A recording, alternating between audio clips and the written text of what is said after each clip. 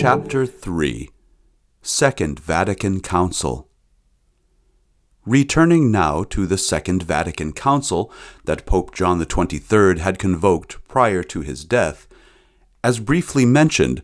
once Archbishop Lefebvre attended the Central Preparatory Commission, his warrior spirit was quietly sparked as he watched what was happening at the very outset of the negotiations preparatory to the resolutions to be presented at the council.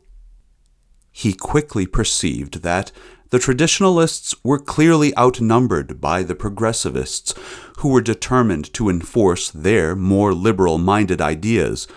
and as the discussions progressed, it became ever more apparent to the Archbishop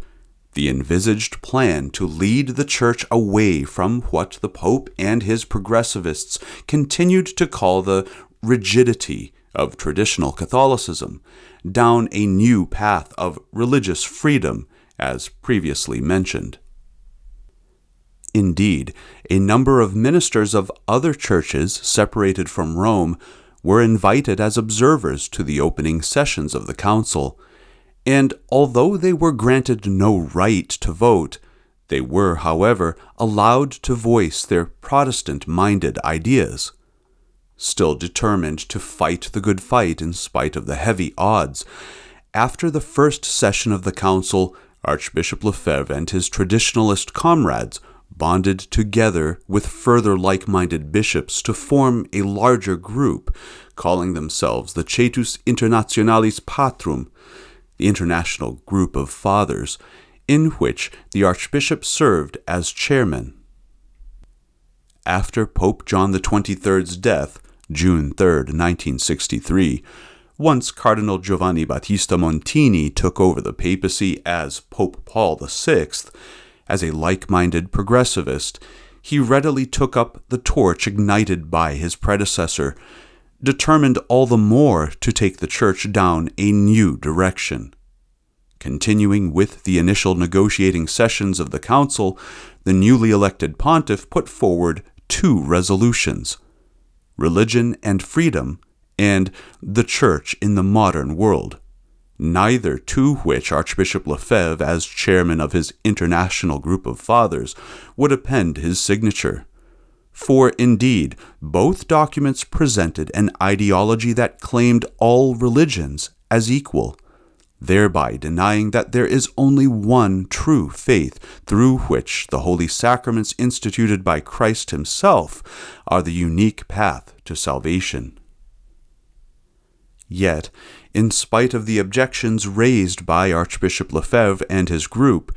the Council went ahead and produced a number of documents in keeping with these two resolutions, the first being a decree on ecumenism, known as Unitatis Redintegratio, November 21, 1964, stating by the way of its introduction, quote, "The restoration of unity among all Christians is one of the principal concerns of the Second Vatican Council," end quote. Then followed the Council's declaration on the relation of the Church to non-Christian religions, known as Nostra Aetate, October 28, 1965, the focus of which, in an effort to foster mutual understanding and respect with all non-Christian religions, states as follows, quote, "The Catholic Church rejects nothing which is true and holy in these religions. She regards with sincere reverence those ways of conduct and of life, those precepts and teachings which, though differing in many aspects from the ones she holds and sets forth,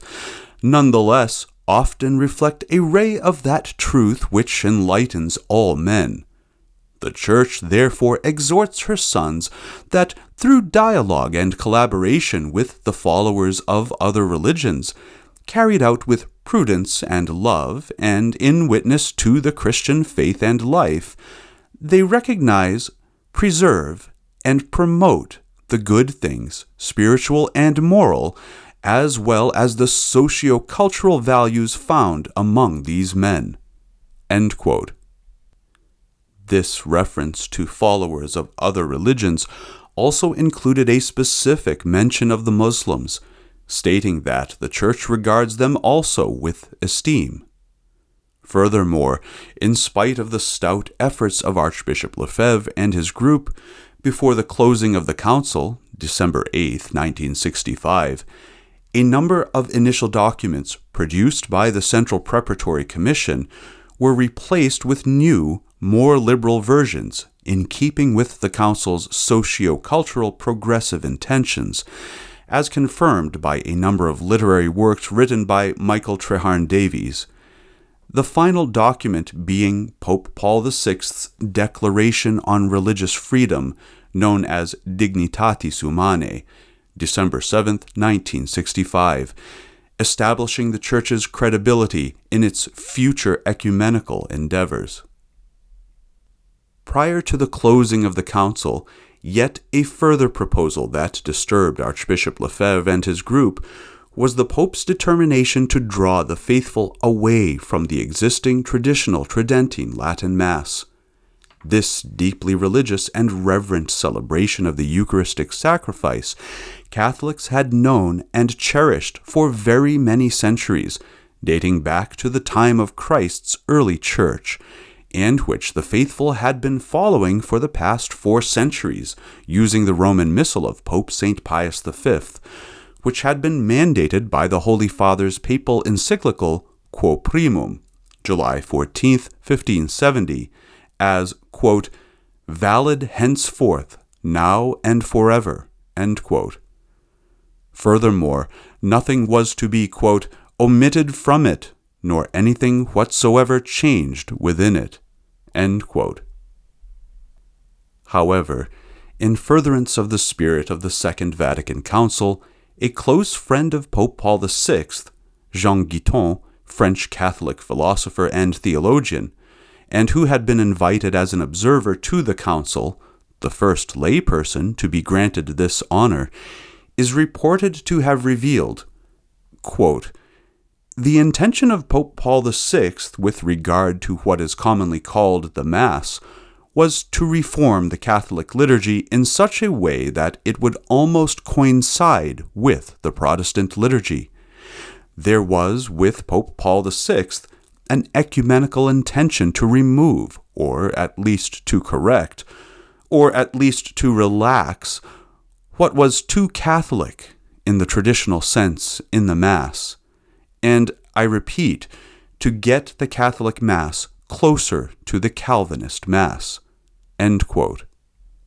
Furthermore, Father Annibale Bugnini, secretary of the Liturgical Commission, who is believed to have worked on the reforms to the Catholic liturgy, is quoted as saying that the intention of the new council was as follows, quote, "We must strip from our Catholic prayers and from the Catholic liturgy everything which can be the shadow of a stumbling block for our separated brethren, that is, for the Protestants." End quote.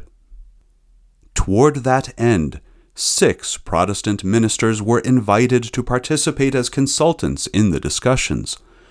Dr. A. Raymond George, Methodist; Canon Ronald Jasper, Anglican; Dr. Massey Shepherd, Episcopalian; Dr. Friedrich König, Lutheran; Eugene Brand, Lutheran; and Brother Max Turian, Calvinist Community of Taizé. Their presence confirmed by a number of subsequently published works, along with their picture in the daily newspaper of the Holy See, L'Osservatore Romano, at a later date. In light of the above, after the closing of the Second Vatican Council, on April 3, 1969, Pope Paul VI introduced an entirely new missal, Novus Ordo Missae, which was to replace the traditional Latin Missal, and which altered the traditional Catholic liturgy, rites, and prayers, bringing it more in line with the Protestant liturgy. During the term of the Council, October 11, 1962 to December 8, 1965, the Archbishop and his group also fought for a specific condemnation of communism, which had been condemned throughout the centuries by the Church. Indeed, in his Divini Redemptoris, March 19, 1937, Pope Pius XI warned against the errors of communism as being contrary to the good of the social order and incompatible with Catholicism. Quote, "See to it, venerable brethren, that the faithful do not allow themselves to be deceived. Communism is intrinsically wrong, and no one who would save Christian civilization may collaborate with it in any undertaking whatsoever. Those who permit themselves to be deceived into lending their aid towards the triumph of communism in their own country will be the first to fall victims of their error. And the greater the antiquity and grandeur of Christian civilization in the regions where communism successfully penetrates, so much more devastating will be the hatred displayed by the godless." End quote. Yet, in spite of Archbishop Lefebvre having obtained no less than 450 signatures from his traditionalist fellowmen condemning communism in a document which, as chairman of his group, he personally hand-delivered to the Secretariat of the Council, his document was put away in a drawer by Monsignor Palais-Monglorieux and sealed in silence. This scandalous move publicly revealed in a book authored by Father Ralph M. Wiltgen entitled The Rhine Flows into the Tiber, an account of the Second Vatican Council based on what the author personally witnessed during the Council's sessions. It transpires that these 450 bishops had been ignored in keeping with an agreement with the Communists that had been made just months before Pope John XXIII's opening of the Second Vatican Council. Referring again to Father Wiltgen's book,